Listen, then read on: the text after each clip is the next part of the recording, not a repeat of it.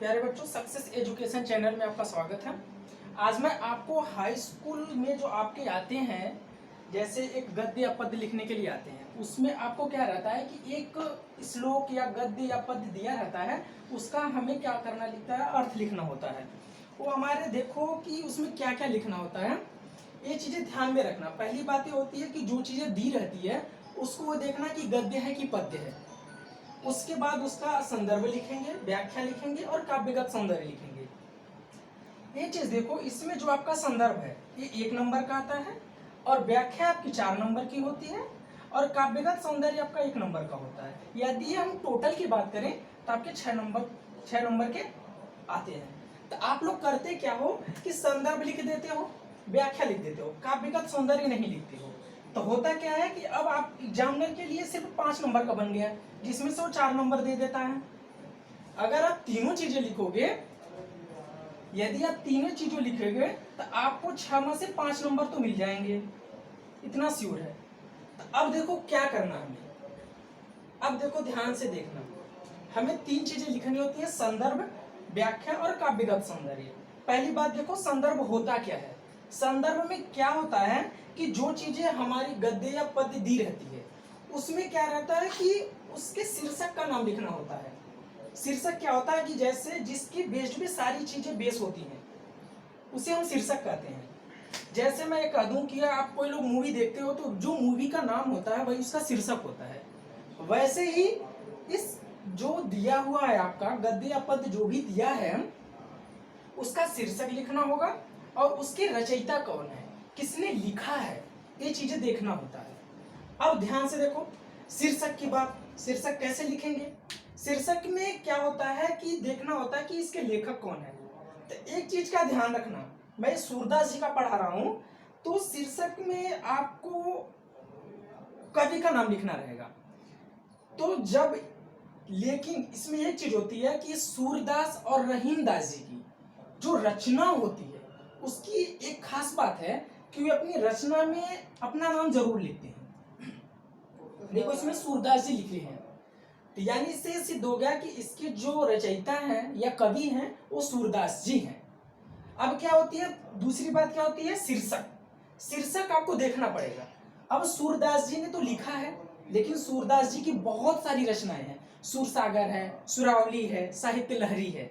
तो उसमें से किसमें से लिया गया है, तो ये सूरदास जी की जो रचना है सूरसागर, सूरसागर से लिया गया है।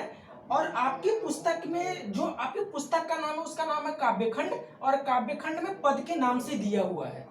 ठीक है, अब यही इसको लिखना है हमें संदर्भ में। अब देखो संदर्भ में लिखना है,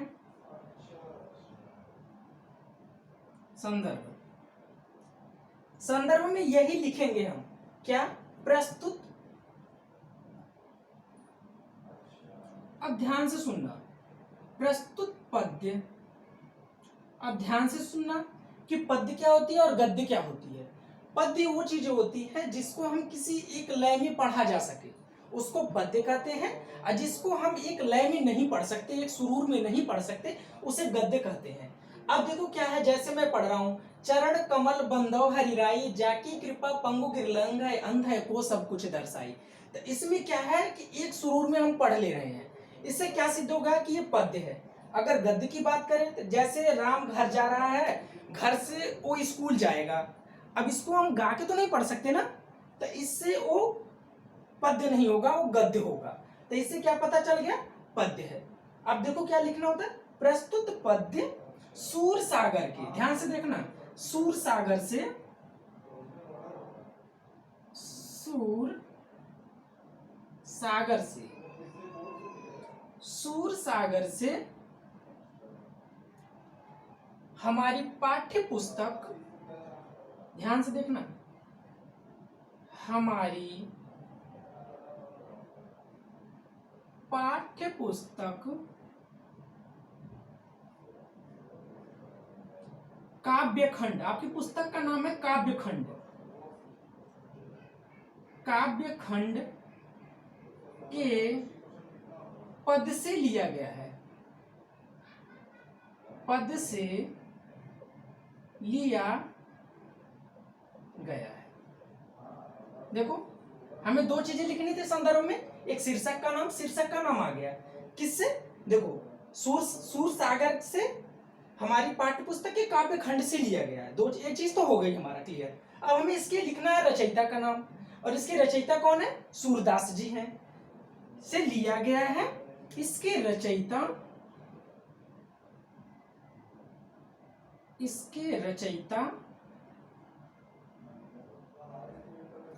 सगुण भक्ति शाखा, सगुण भक्ति शाखा।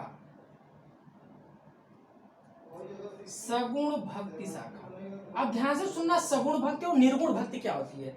सगुण भक्ति वो होती है कि जो लोग भगवान में विश्वास करते हो कि भगवान है, जैसे मैं भगवान श्री राम में विश्वास करता हूँ, कृष्ण में विश्वास करता हूँ, तो जो भगवान है, यदि जो लोग भगवान में विश्वास करते हैं उन्हें सगुण भक्ति कहते हैं, और जो ये लोग मानते हैं कि भगवान है ही नहीं, उसे हम निर्गुण भक्ति शाखा कहते हैं। तो सूरदास जी तो भगवान श्री कृष्ण को मानते थे, इसलिए ये सगुण भक्ति शाखा के कवि हुए।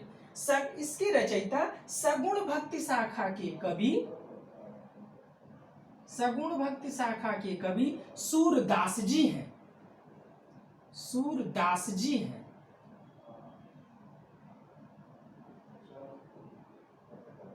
अब ध्यान से देना, देखो क्या होता है कि आपको पता है कि संदर्भ में दो चीजें लिखनी है, एक शीर्षक एक रचयिता। तो जब एग्जामिनर देखता है, कॉपी चेक करता है, तो वो दो ही चीजों को फोकस करता है कि आपने शीर्षक का नाम और रचयिता का नाम सही लिखा है या नहीं लिखा है। तो एक काम करो, आप दो चीजें देखना चाह रहे हैं, दो चीजों को आप या तो हाईलाइट कर दो या कोशिश करो अलग पेन से लिखने की। देखो काव्यखंड आपकी पुस्तक का नाम है, काव्यखंड ठीक है, काव्यखंड के पद से लिया गया है, ठीक है। अब वो देख लिया कि इसने शीर्षक का नाम सही लिखा है बच्चे ने। अब दूसरी चीज क्या दिखेगा, रचयिता का नाम लिख दो, हाईलाइट कर दो इसे। इससे वो जो देखना चाह रहा था शीर्षक और रचयिता, वो दोनों चीजें उसे ओपन करते ही दिख गई कि हाँ इसने शीर्षक का नाम और रचयिता का नाम सही लिखा है, ठीक है। अब दूसरी बात आती है व्याख्या की। अगर आप लोगों ने इतना लिख दिया तो आपका 1 नंबर का काम हो गया। अब दूसरी चीज क्या आती है, व्याख्या की। व्याख्या में क्या होता है, देखो व्याख्या इसलिए लिखना जरूरी होता है क्योंकि जो अलग अलग कवि होते हैं अलग अलग भाषा का प्रयोग करते हैं। कभी कोई हिंदी भाषा का प्रयोग करता है, कभी कोई ब्रज भाषा का प्रयोग करता है, कोई अवधी भाषा का प्रयोग करता है। तो उस भाषा को शुद्ध हिंदी भाषा में लिखने के लिए ही व्याख्या की जरूरत पड़ती है कि हमें अपनी हिंदी भाषा में लिखना है। इसीलिए आप जानते हो आप लोग कि जो सूरदास जी थे ये ब्रज भाषा का प्रयोग करते थे। जब ब्रज भाषा का प्रयोग करते थे तो हमें उसे हिंदी भाषा में लिखना है। अब ध्यान से सुनना, अब इसकी व्याख्या हिंदी में क्या होगी, अब व्याख्या सुनो, व्याख्या ध्यान से सुनना।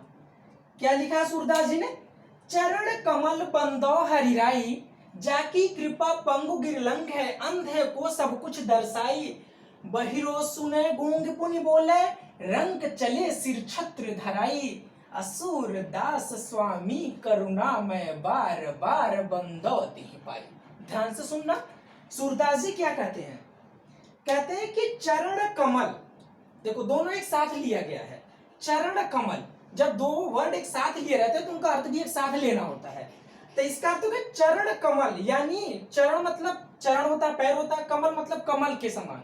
तो क्या कहते हैं, कमल रूपी चरणों की, कमल रूपी चरणों की।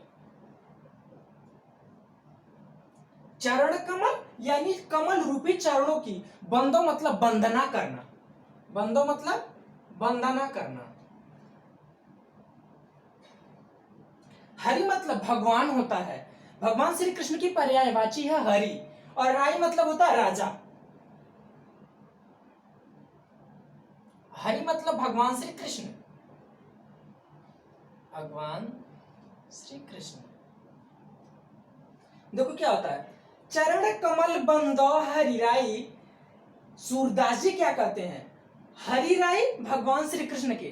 क्या होता है कि जब हम अर्थ लिखते हैं पद्य की, तो अर्थ को बैठाने के लिए कुछ चीजें कम करनी पड़ती हैं, कुछ चीजें बढ़ा चढ़ा के लिखनी पड़ती हैं। तो इसमें क्या है, देखो अब देखो हरिराई मतलब राजा श्री कृष्ण, यानी भगवान श्री कृष्ण उनको बोल दिया गया, ठीक है।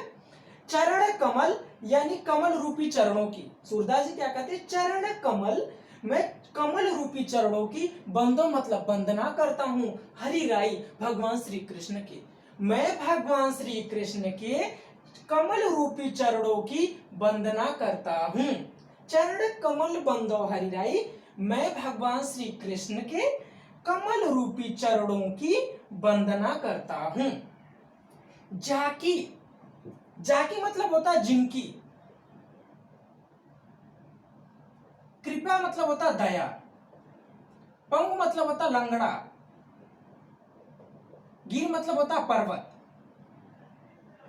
लंघय मतलब लांघना, पार करना। लंघय मतलब लांघना, पार करना। अंधय मतलब अंधा व्यक्ति। अंधा व्यक्ति। सब कुछ मतलब सारी चीजें, सारी वस्तुएं। दर्शाई मतलब दिखाई देने लगती है, दिखाई देना। क्या कहते हैं? जाकी कृपा, जिनकी मात्र कृपा से पंग लंगड़ा भी, गिर मतलब पर्वत को, लंघे मतलब लांघ सकता है, पार कर सकता है। जाकी कृपा पंगु गिर लंघ है, जिनकी मात्र थोड़ी सी ही कृपा से लंगड़ा भी पर्वत को पार कर सकता है। अंधे, अंधी व्यक्ति को सब कुछ मतलब सारी चीजें, दिखाई मतलब दर्शाई मतलब दिखाई देने लगती हैं।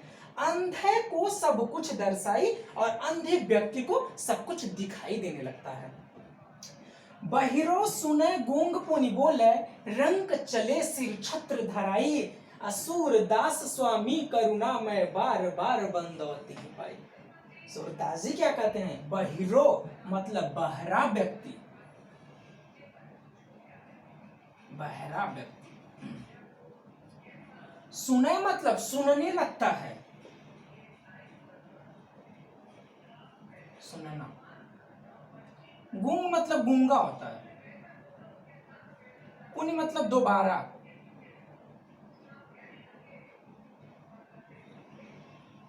बोला मतलब बोलने लगता है, बोलना। बहिरो सुना, बहरा व्यक्ति सुनने लगता है। गूंग पुनि बोले, और गूंगा व्यक्ति दोबारा बोलने लगता है। यानी सूरदास जी क्या कहते हैं कि जिनकी मात्र थोड़ी सी ही कृपा से, बहिरो सुने गूंग पुनि बोले, कि बहरा व्यक्ति सुनने लगता है और गूंगा व्यक्ति दोबारा बोलने लगता है। रंक चले सिर छत्र धराई, रंक मीन्स होता है भिखारी। राजा की विलोम होता है। राजा मतलब धनवान, रंक मतलब भिखारी, राजा का विलोम होता है।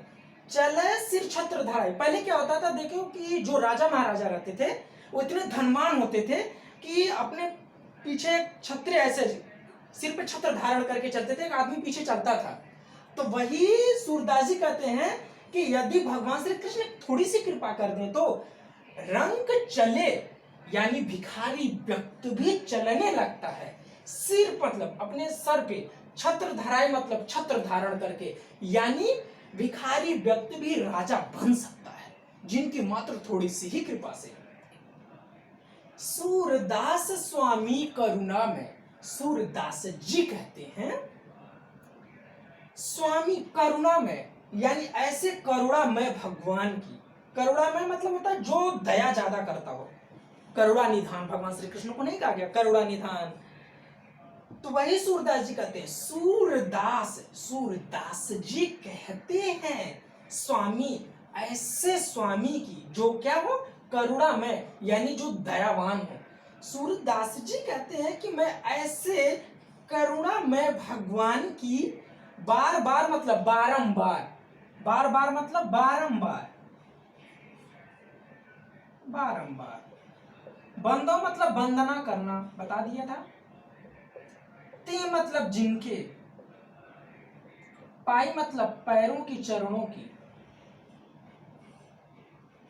पाई मतलब होता है चरण, होता है पैर, पाई पैर। सूरदास, सूरदास जी कहते हैं स्वामी करुणा में, ऐसे करुणा मैं भगवान की, तिह पाई चरणों की बार बार वंदना करता हूं। सूरदास जी क्या कहते हैं कि ऐसे करुणा मैं भगवान के चरणों की मैं बार बार वंदना करता हूँ। ठीक है, चरण कमल बंदो हरि राई, जाकी कृपा पंगु गिरलंगै, अंधे को सब कुछ दर्शाई, बहिरो सुने गूंग पुनि बोले, रंग चले सिर छत्र धराई, सूरदास स्वामी करुणा में बार बार बंदोती पाई। एक बार ध्यान से सुनना पूरा अर्थ एक बार। चरण कमल बंदो हरि राई, मैं भगवान श्री कृष्ण के कमल रूपी चरणों की बार बार वंदना करता हूँ। जाकी कृपा, जिनकी मात्र थोड़ी सी ही कृपा से, पंग मतलब लंगड़ा व्यक्ति, गिर लंघ है पर्वत को पार कर सकता है, अंधे को सब कुछ दर्शाई और अंधे व्यक्ति को सब कुछ दिखाई देने लगता है, बहिरो सुने गूंग पुनि बोले, बहरा व्यक्ति सुनने लगता है, गूंग पुनि बोले और गूंगा व्यक्ति दोबारा बोलने लगता है, रंग चले सिर छत्र धराई और भिखारी व्यक्ति भी राजा के समान छत्र धारण करके चलने लगता है, सूरदास स्वामी करुणा में बार बार बंदोती पाई। सूरदास जी कहते हैं कि ऐसे करुणा में भगवान के चरणों की बार बार वंदना करता हूँ। यानी अब आपका अर्थ हो गया, यानी आपका 4 नंबर का काम ये भी हो गया। अब बचा क्या, काव्यगत सौंदर्य।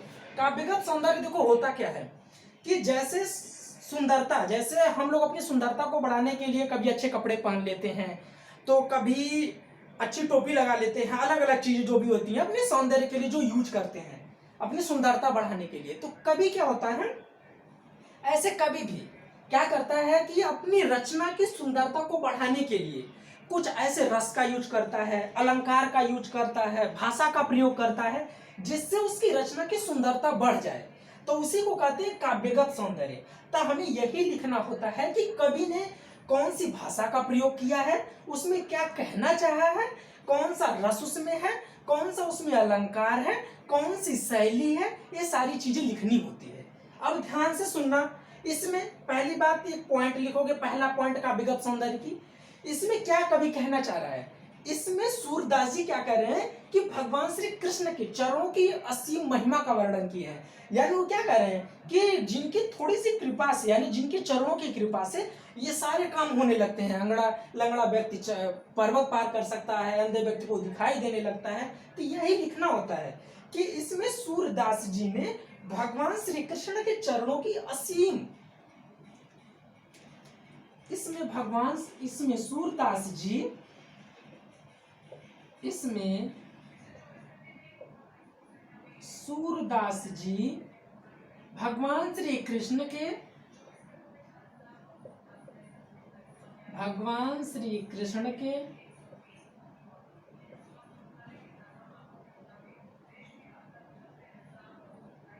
भगवान श्री कृष्ण के चरणों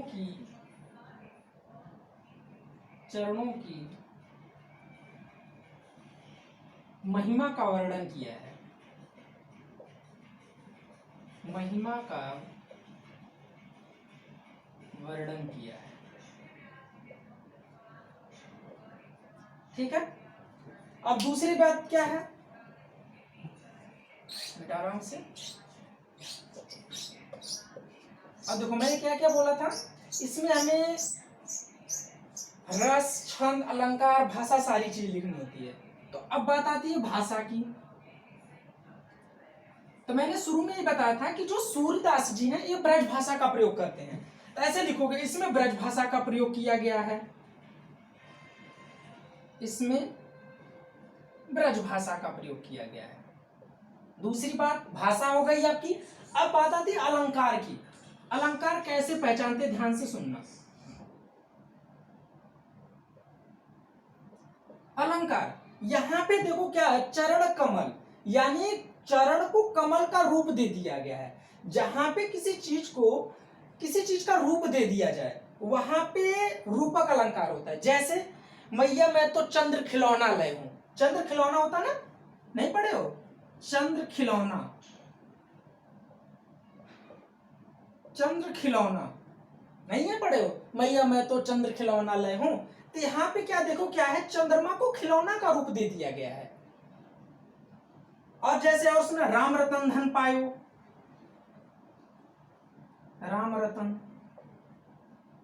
धन पायो, पढ़े होगे मीराबाई का, यानी राम रूपी धन को। तो ऐसे इसमें जहां पे चरण को इसमें कमल का रूप दे दिया गया है, इसलिए इसमें रूपक अलंकार है।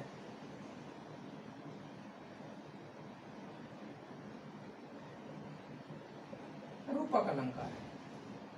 और मैंने शुरू में बताया था कि जो चीजें गा करके पढ़ी जा सकती हैं उनको गेय पद शैली कहते हैं। इसकी शैली क्या होगी? गेय पद।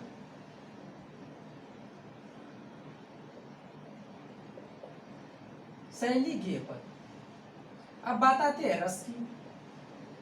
देखो क्या होता है, रस बहुत सारे प्रकार के होते हैं, 8-9 प्रकार के होते हैं, 9 प्रकार के वैसे बेसिकली।